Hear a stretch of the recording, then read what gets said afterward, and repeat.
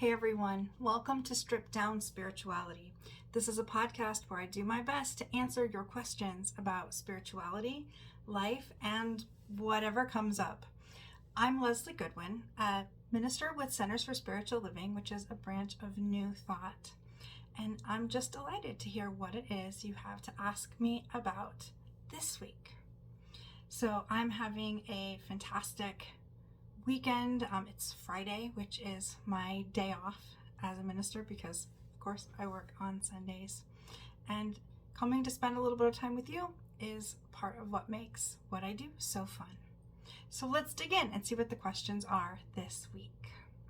So first off, we have, why is it so hard to sort out all the ways a person has in a human body to find solutions to fear, anger, health, etc.? Attending a spiritual center is crucial, in my opinion, to help with these problems. I don't know how someone can do this alone. I'm looking forward to future discussions. Oh, that's the big question, isn't it? How do I deal with everything that is coming up in my life, my relationships, my body, my health, my relationships with my family, my job? Something is always happening in our lives because we are humans. And how do we deal with that? Well, we could probably have a year-long session about that and not even begin to scratch the surface. But I think that our question asker hits a good point here when she says she is supported by a spiritual community. So let's talk about what spiritual community does for us. There are a couple really important things that spiritual community does. One, it reminds us who we are. When we are spending time, attending a spiritual center or a church or a faith gathering of whatever kind makes sense to our personal worldview, we are being reminded again and again what we think is important. And we've decided we think those things are important because our worldview has brought us to that particular faith tradition. And so it might be different for anyone who is listening what those things are, but coming to a center, hearing messages that are meaningful, perhaps taking classes, anything that allows us to dig in a little bit deeper to that which we feel is our personal truth or our connection with the divine, helps remind us who we are in times that are tough, that are challenging, that might be pushing at our faith a little bit, when we aren't as easily able to snap right back into that framework of who we believe ourselves to be. Another thing it helps with is providing us with people who become our friends, our teammates on committees, who know the truth of who we are and who remind us and lift us up and support us, that do prayer for us, that send cards and messages, that even just text and say, hey, I missed you, are you okay? Having those relationships helps move us through some of these hardest times, whether it's an unexpected diagnosis, a passing in the family. There are so many things that can throw us off center that are legitimate, that are real world problems, and ways in which being part of a greater community can help. I think the biggest thing for me when I hit those big things, and I do, and I talk about some of that on here, is returning to what I know is true. And, when my faith has been rocked, when something big has happened and I am just unsure, there are a couple of things that seem to stay true for me no matter what. And it's going to be different for each one of us, right? So mine are, God is all there is, and God is only love. And even in moments when I am so upset about something that has happened or feel very much out of alignment with my truth, those things still feel true to me. So I go back to basics and I start at the beginning. Now, I'm like all of you, and there are times when I might feel like I don't want to sit down and write affirmations. That's what you do in the first week of foundations class. I'm beyond that. Ever feel like that? I'm beyond that. Or I don't want to go back to my fear to faith worksheets and color them again. I'm beyond that. But the truth is, we aren't. When we get shocking news, when something changes dramatically that we were not expecting, or sometimes even things that we were expecting but just didn't want, going back to the beginning allows us to build that faith back brick by brick. It's bringing in the soothing behaviors. And for me, that's meditation. And if I'm so upset I don't feel like I can sit and meditate in silence, I put on a guided meditation. And even if that feels like too much, I take a walk and I chant my affirmations, usually silently in my head, because people might think I'm weird if I'm doing that. But if I'm upset enough, I don't care if they think I'm weird. Just returning back to the practices that got me here when I feel like I've fallen away from wherever here is. I hope that that makes sense, to just go back to what you know is true and build from there, and lean into that spiritual community if you have one. And if you don't, look around you. There are spiritual centers and churches all over the world that support whatever it is that you believe. Try and find one of those and anchor in and see if that doesn't support you. Fantastic. Okay, let's try question number 2. Ooh, this is a big one. Ooh, I did research for this one. Okay, I'm back. Research is probably overstating it. I am doing the reading the Science of Mind text in a year practice with my center, and I ran across this quote when I'd already seen this question. So there you go. And this is what I found. It's from the book, The Science of Mind, which is written by Ernest Holmes, page 153. And here's what it says. Before our prayer is framed in words, God has already answered. But if our prayer is one of partial belief, then there is only a tendency toward its answer. If the next day we wholly doubt, then there is no answer at all. So let's just take a breath there. Prayer doesn't take any time at all to be answered. It's instant. However, the time it takes for ourselves to let that prayer in, to allow that answered prayer to come through for us, can be anywhere from instant to never. And that's because the first thing that prayer changes is us. The first thing that prayer changes is us. When prayer isn't answered in the way we expected it, Science of Mind teaches that it's because there are things in our use of consciousness that are blocking or interfering with that manifestation or with that answered prayer. For example, if we are praying for a wonderful new mate to come be a partner in our life, but we have the belief that men, we'll say in this story that they were looking for men, that men don't like women like me, and men don't pay attention to people like me, and there are no good men. The whole room could be full of good men who are attracted to me, and I won't even see them. I won't even see them. And that's a pretty literal example, but the truth is, within each one of us is compiled up every wound we've ever had, every emotional heartbreak, every belief, every lie we've told ourselves, every insulting thing someone's ever said, as well as all of the good things. And if we are absolutely set on who we are and what we can have and how we can be to the depths of our soul, Spirit can't bring us something that is contrary to what we are absolutely set on. So the first step to getting a prayer answered is to be willing, really willing, to lay down everything we believe about ourselves, to open it up wide, to let Spirit bring that good in. And some of us, in some situations, do that really quickly and really easily. And most of us, in most situations, really struggle with it. It can be hard to let go of the programming of a lifetime. It can be hard to lay down our own beliefs. But when we ask a prayer, when we speak a prayer, I should say, the first thing that Spirit's going to do is bring up everything in us that might get in the way of that prayer being answered. And we can see that as getting the opposite of our prayer. But what it's really doing is Spirit is allowing us the gracious opportunity to heal those pieces in ourselves, so that when that prayer manifestation comes through and that demonstration happens, we can let it in. So we talk a lot about divine right timing, And the right is in there for a reason. I think sometimes we jokingly, divine right timing. I don't want to wait for God's timing. I get that.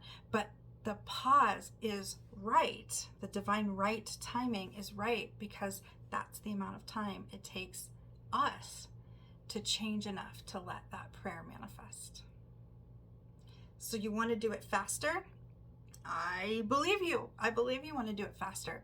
The fastest way you can approach this is to get as serious as possible about doing that work of shifting your own understanding of yourself, your own belief systems, your own things that you think are the most important, to really get in there and analyze who you are and heal those wounds. And that can be done a lot of different ways. Classes can help. The most essential thing I can think of is to work with a practitioner or with a therapist, somebody who understands what you're trying to do, to help you work through these vestiges, these leftover pieces of who you used to believe that you were, so that you can experience who you really are. I know I got really lucky when I showed up at the New Vision Center for Spiritual Living, which is my spiritual home. I'd never even heard of Science of Mind. I didn't know what it was, but in one of the very first Sundays that I attended, Reverend Dr. Michelle Medrano was giving a talk, and she kind of paused in the middle of it, and she said, and you know what, I'm really sick of hearing people say Science of Mind doesn't work. When I ask you, are you doing daily meditation? No, you're not. Are you seeing a practitioner? No, you're not. Then you're not really doing Science of Mind, and I don't want to hear it. And then she just kind of went on with her talk.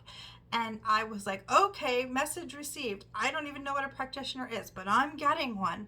And I was already meditating daily. So I just kind of got, smacked upside the head with, if you're serious, this is what it takes to be serious. And serious with what? Serious with changing my life. Serious with letting those manifested prayers in.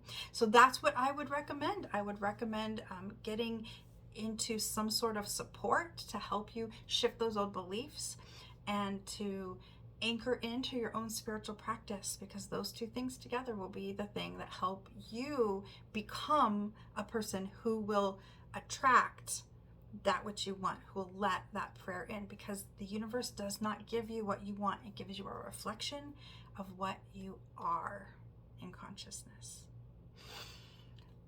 I could talk about that for a really long time. But we will move on to the next question. So this isn't a 17-hour podcast. Okay.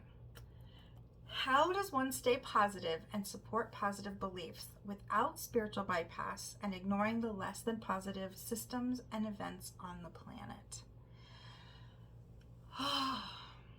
We're going to have to define some stuff, friends. Okay. So spiritual bypass, very simply, is when we decide that we are so spiritual and so positive that we're just gonna not process our feelings and ideas about something. We are above that, and we're just gonna skip that whole step. And it doesn't work. It doesn't work. What it ends up doing is creating what we call toxic positivity, where we just tell people to just smile and fake it till you make it, and everything will be fine. And then the emotions and the feelings are seething, and that's part of how we develop those deeply, deeply anchored, wounded beliefs, feelings, ideas that are so difficult to move through when we want to manifest prayer. So how do we stay positive and support our positive beliefs without crossing over the line to toxic positivity and spiritual bypass? So I would say one of the first things is we have to look at what really is.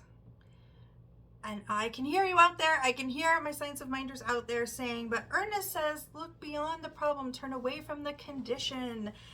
Don't even let the condition enter your mind. He does. He says that so many times. But I've noticed something, and I'm going to invite you to consider noticing it too. And that is, every time he says that, and I mean every time, he's talking about in spiritual mind treatment, in affirmative prayer. He doesn't say, if somebody's leg is broken, no it's not, just turn away from the broken leg, turn away, and it will just magically be healed, and you don't have to go to the doctor or get a cast or any of that. He absolutely does not say that. In fact, he says we do not say peace when there is not peace. We tell the truth. We do not lie. And I think somewhere along the line, a lot of us got confused and thought that what he was saying about in treatment, in the prayer itself, meant all the time. And it does not. It does not mean that. Also, there's another piece that's gotten kind of caught up in science of mind. So neuro-linguistic programming is, I don't even know what to call it. It's a brain science and a bit of a philosophy now that says that the brain doesn't hear negative words. And so if you say, I do not want to be sick, all your brain hears is, I want to be sick, and you will then be sick. And when we pair that with ideas like the law of attraction or the law of cause and effect, people are very fearful of ever saying anything that isn't 100% completely positive. And I would love all of us to hold hands when I say neuro-linguistic programming is not science of mind. It's not. It came later. It got picked up by a lot of science of mind teachers and unity teachers and spiritual teachers because there is a lot of alignment there. But we've gotten really superstitious about it. We've taken it to the silly place. And so I just want us all to take a nice big breath and recognize that there is nothing wrong with telling the truth. There's nothing wrong with looking at someone who has cancer and saying, I am so sorry that you have cancer. This must be a really hard time for you. How can I support you? And not, I only know that you're whole. I only know that you're well. You don't need me to support you because you're whole and well. So step one is not falling into that trap. Yes, utilize it in your affirmations, utilize it in your prayer work, but don't let it keep you from being able to tell the truth about what's going on in your life and others. Louise Hay liked to say something to the effect of, you can't clean the dirt if you won't look at it. And that, my friends, that is step one. We have to really see what we see and feel what we feel. And I get it. We don't want to do that. We do not want to feel our feelings when they are hard or bad. We do not want to sit in the difficult space because it is, by definition, difficult. It's painful and it's hard. And we want anything to make it go away, whether it's television, friends, food, medication, drugs, any distraction, anything to make those feelings go away. And that gets in our way. Because the cleaning of the dirt that Louise talked about is feeling our feelings and letting them process through.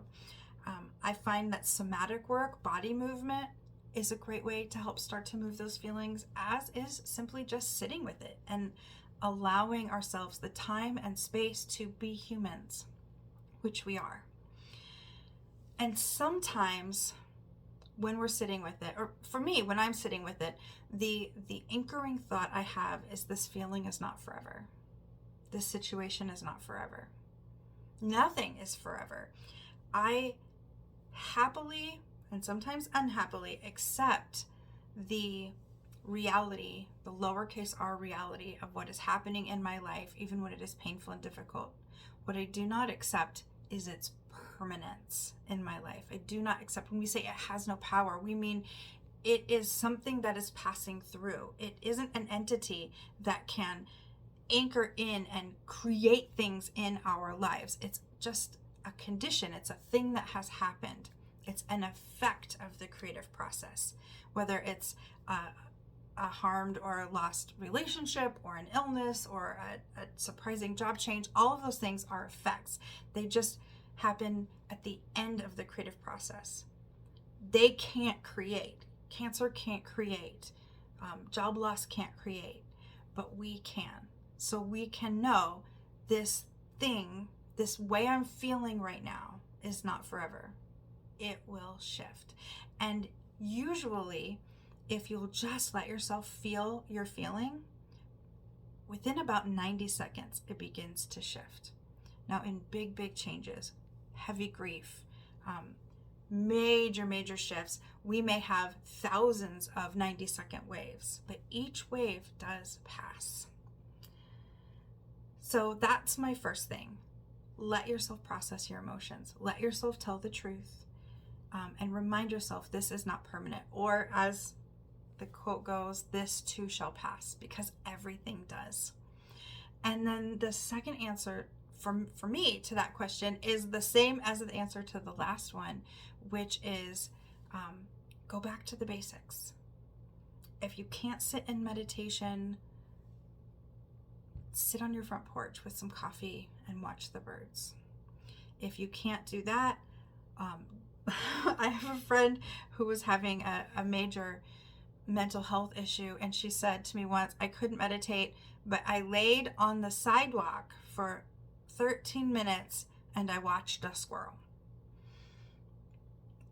Do the pieces you can. If you can't pray, if you're too wounded in the moment to pray, call a practitioner or a friend and have them pray for you, or open up one of your infinite books of prayers and meditations and just read one. On the New Vision Center website, which is newvisioncsl.org, under support, there are a whole bunch of spiritual mind treatments that come from my book that are just there exactly for that reason. And what I think that you will find, what I have found over time, is that as I go back to the beginning and start doing my practice and let myself be supported, that the positivity comes back. Because if we've been doing this for a while, it's anchored into us. This is why we practice. We do spiritual practice so that when life gets hard, we can access that part of ourself that lets us practice, that calls us into the practice and inherently helps us be more positive. But we can't start there. We have to go through the hard part first.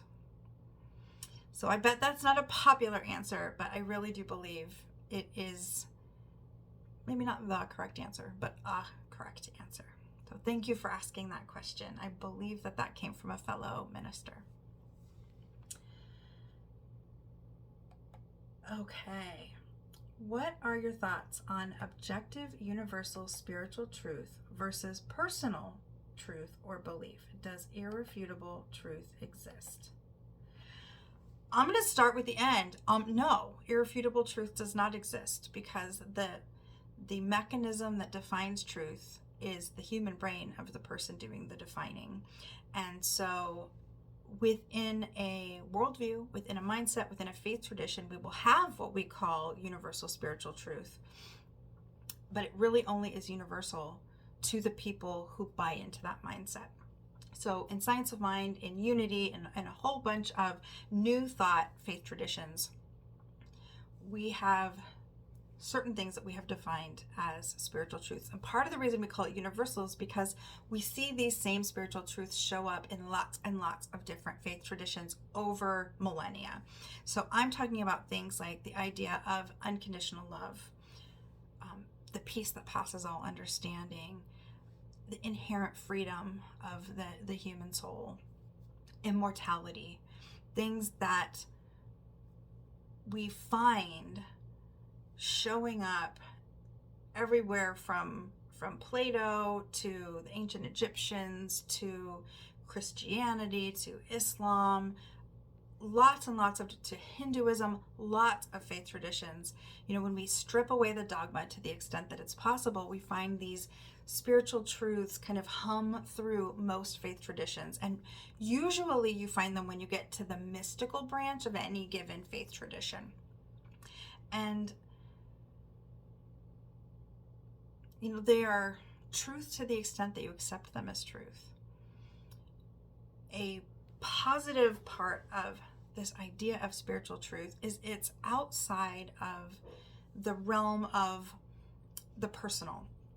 It's outside of the realm of God answering prayers for some people and not for others. Or, you know, we say that the human soul is forever and ever upward spiraling and expanding in evolution. And that isn't only for people who say their prayers at bedtime and eat their Cheerios and are good little boys and girls. It is true for every human soul. On the flip of that, we have what we would call personal truth. And personal truth is aligned with our perception. So I can tell you personally what is true about my first marriage. I can tell you the stories, I have the receipts, I have the friends who will back it up, and I 100% guarantee that were I to do that, you could go across the country and knock on a door and find a man who has different memories, different stories, different receipts, and different friends to back up his version of the truth. And we're probably both right and both wrong on a lot of those counts.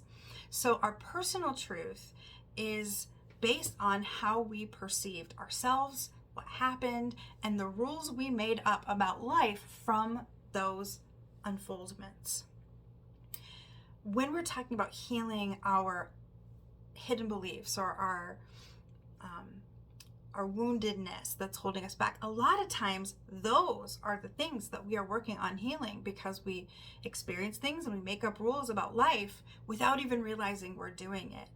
How many times have you heard somebody say, that's it, I'm not dating anymore, the apps are horrible, everybody's horrible, I'm just going to happily live with my cats. And they absolutely have had horrible experiences dating, but it doesn't mean everyone on dating apps is horrible and that there's no path forward in dating. It means in their personal experience, they have reached the point where they've made a rule to protect themselves, to protect their peace. And it doesn't make it wrong. It's just not objective. It's their personal experience. Now, a magic thing happens somewhere along the way when we really devote ourselves to a faith tradition that is involved with healing. And there are a lot of them. I particularly like Centers for Spiritual Living, but there are a lot of them. Please don't get the idea that I think my way is the way. It's a way. I like it. There are lots of ways. But when we start learning about these universal spiritual principles, and when we start practicing them, our perceived personal truth starts to sync up with those universal principles. As we heal our woundedness and leave an opening to understand those principles more completely, a space is made, and we really start combining them into our own personal wisdom. And that's when life gets really exciting. Been going for a while, and I just want to check back with the question to make sure I haven't gone off on a crazy tangent, because I can do that.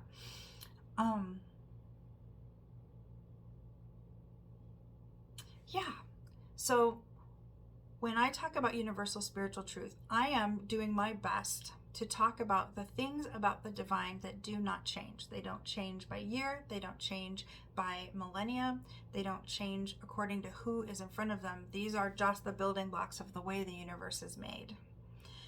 And for me, they're truth. For me, they are universal because they show up in so many faith traditions. And the more I am able to understand them and let them color my personal beliefs, the healthier and happier and more grounded I have become in my life. And I see this for lots of people in lots of situations. So is there irrefutable truth? I don't know about that, but there's irrefutable truth for me. And for me, I am at the point where that is the universal truths. And usually,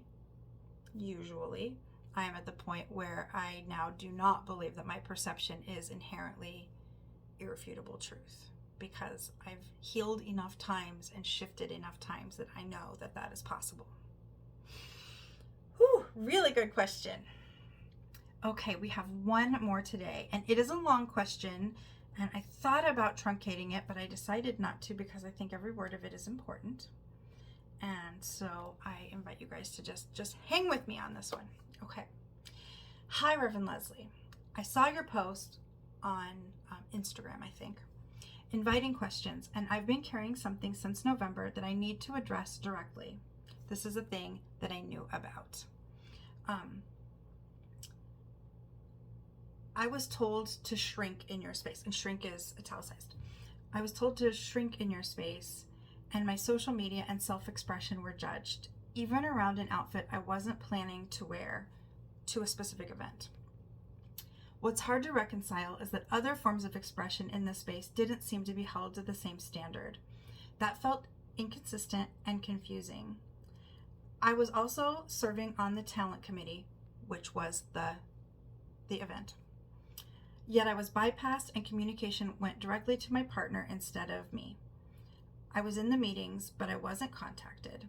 A simple, direct conversation, like, we saw something on your social media, can we talk about it, would have been respectful. Instead, I was told, perhaps this isn't the space, which felt dismissive and hurtful. As a Black gay man being told to shrink, having my expression scrutinized, and being bypassed in a role I was part of did not feel aligned with what I call radical inclusion. I also experienced people questioning or touching my hair in ways that felt intrusive and inappropriate, which added to the feeling of not being fully respected. What's been most disappointing is that when I tried to bring this up, I was met with silence. That silence has stayed with me. At my core, I believe something simple. Underneath everything we're judged for, appearance, identity, expression, we're all human. We all breathe the same air. We all deserve to exist fully without being asked to shrink. So my question is this: how does your community practice radical inclusion in a way that actually allows people to show up fully as themselves without being judged, bypassed, or made smaller? I'm not asking this just for myself, but because I wouldn't want someone else to walk into your space and feel what I felt. Let's take a breath. There's a lot in that message, and there's been a lot in that situation. Lots and lots of communications, lots of phone calls and emails and meetings and letters, and as you can, I'm sure, hear in the message, a lot of pain, a lot of woundedness, and a lot of disappointment in a spiritual community that has consistently held the high intention of radical inclusion over the last, I think we started using that language in 2019. And I also am pretty disappointed that someone in our space, in New Vision Center space, experienced something like this. Now, I do have to make it clear that this podcast is not a New Vision Center podcast. It's a Lezli Goodwin alone podcast. And so I'm speaking as me, as a member of New Vision Center, a partner of New Vision Center for, nearly 18 years now, and someone who feels really strongly about the idea of diversity inclusion in every single kind of way.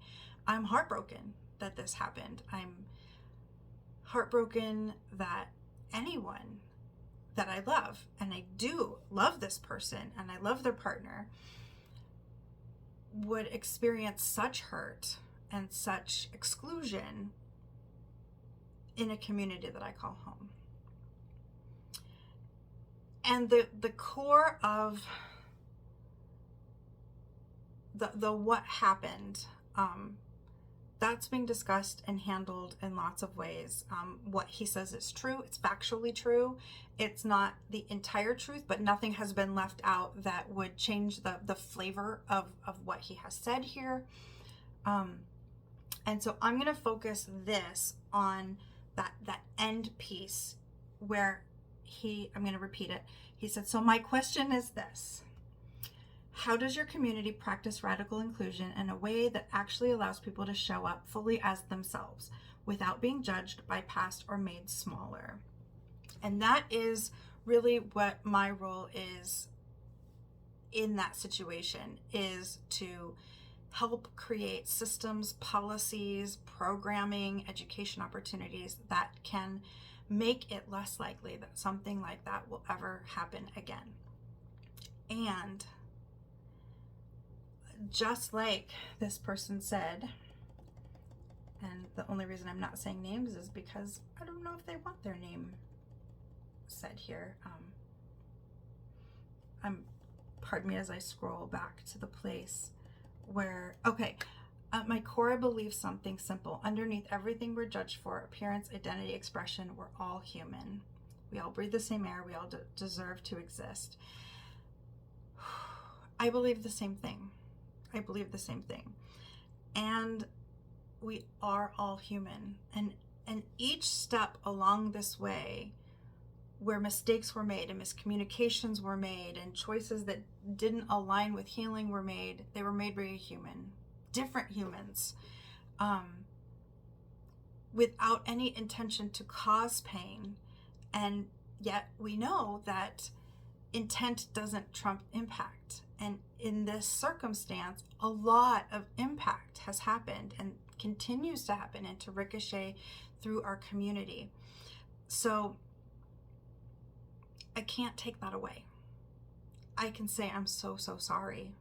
And lots of people have, and lots of people will continue to.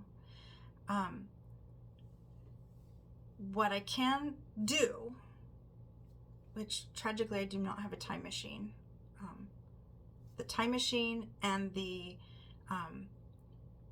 projector into time and space. What am I looking for?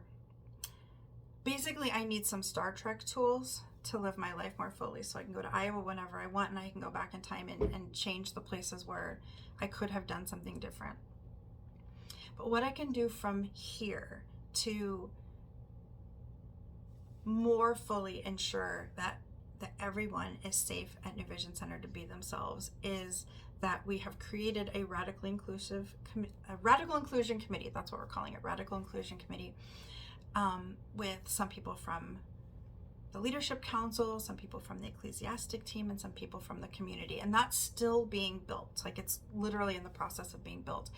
And our intention with that is to more fully flesh out what being radically inclusive means in our community, what languaging we want to use. A couple of years ago, we shifted language a little bit, and it has had mixed reviews. And to create programming and education so that everyone in our community that chooses to engage will have the opportunity to learn more about why it isn't appropriate to tug on someone's hair or ask them questions about their hair. With this person being a Black man, wow, tell me you didn't grow up with Black friends and don't know how to not touch a Black person's hair. That one threw me quite a bit that it happened. It happened more than once. But it could just as easily have upset a 75-year-old white woman who thought she was pulling it off, that nobody knew that she was wearing a wig because of hair loss. Each one of us have things about ourselves that it's not appropriate to question or to poke at, whether it's our dance expression, the way we dress, what we read, our life history, how many times we've been married, how many children we have. I mean, there's a million things that can be sensitive. And to help people understand why it's not acceptable to say or ask something just because it wouldn't upset them, but that each one of us have our own places of tenderness and also just to be more respectful and more kind. So we've already had a few of these programs. They will continue to come. We're looking at bringing in a diversity inclusion consultant to come do some bigger trainings and programs with us, as well as continuing our conscious conversations, looking at the languaging, and trying to make this idea of radical inclusion, or whatever the language ends up being, because we're open to shifting it if the community thinks a shift is the best way to go, to make it a deeper, more full part of the New Vision Center culture. New Vision Center, in my experience, because I showed up there as a congregant who'd never even heard of Science of Mind, right? I showed up there as a bisexual witch that just really wasn't sure if any organized, and I use that word very loosely, faith tradition or group would have space for me. I was mid-divorce, 2 little kids, kind of a mess, and I was delighted to find a community where it wasn't just that LGBTQIA people were allowed in or treated kindly, that there was no level of leadership that a gay or bisexual person couldn't rise to, that a trans person wasn't welcome in. When I first started attending, there was a trans bass player in our band, and she slapped. She was really good. And there were gay and bisexual people on the leadership council.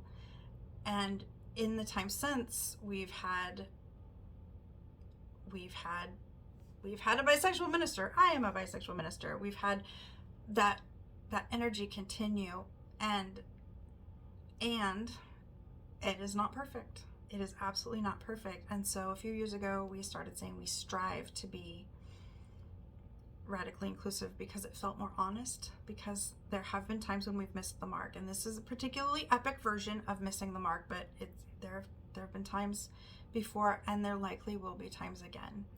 And all I can say and all I can do is that it is my life mission and my ministerial mission to make that something that does not happen, or certainly happens far, far, far less frequently in our space, because I can't guarantee anything in a community of hundreds of people. Anyone from the very tippy top of the leadership pyramid all the way through to the person who's there for their first week are interacting with one another at exactly the same level. And so to the person who wrote this, I love you. I'm so sorry. And I really am trying, along with a lot of other people, to create a space where this can't happen. Thank you for trusting me with your question. Whew. That was question 5, y'all.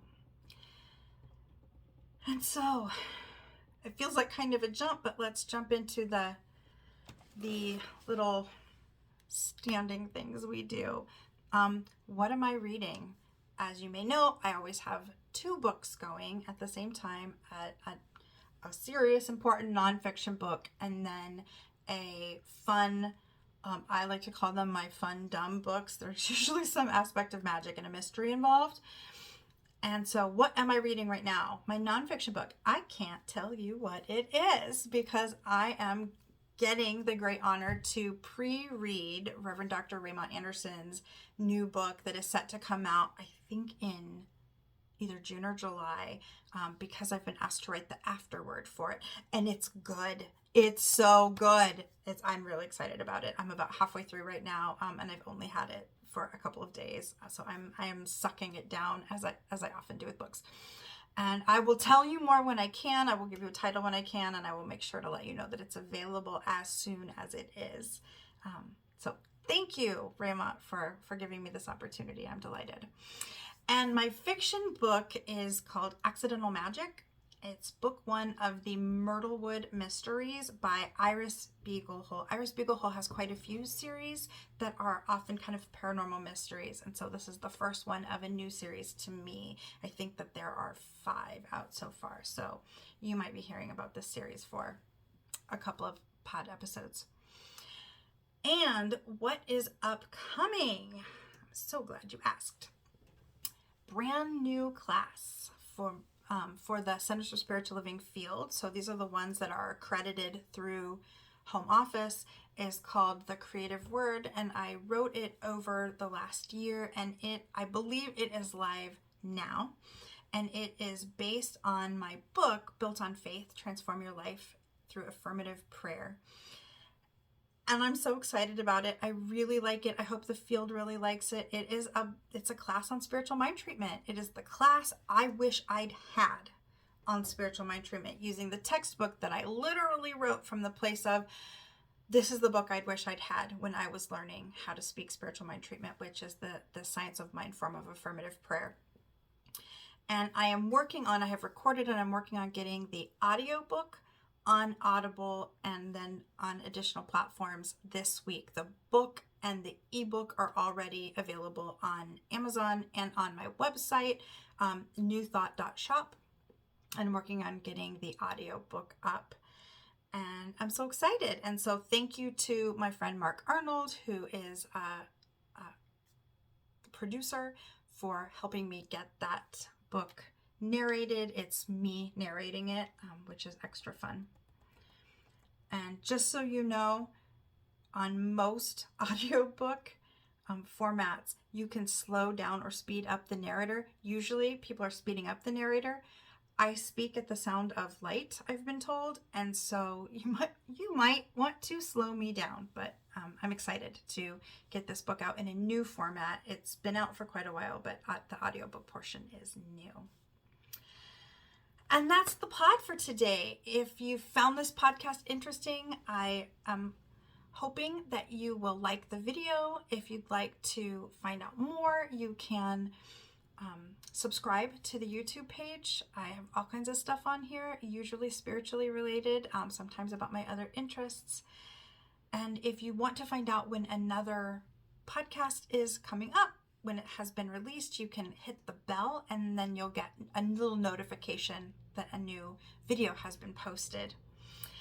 If you have a question to ask, and I hope that you do, the link to submit a question is in the show notes under this video. You will either hit more or 3 dots and it will open up the description, and the link is in the description. Please don't do questions in my social media or in the comments for this video, because I lose them. Let's be really honest, because I lose them. If you'll put them in the link, that would be so very helpful. And feel free to comment whatever you like. If you have great paranormal books that you think I should check out, put that in the comments. If you have thoughts about universal truth versus personal truth, put it in the comments. Any thoughts that you've had about this, put it in the comments. I'd love to hear what you think. And I have thick skin, so we'll be good. And we'll see you next Friday for another episode of the pod. Thank you for joining. This has been Stripped Down Spirituality.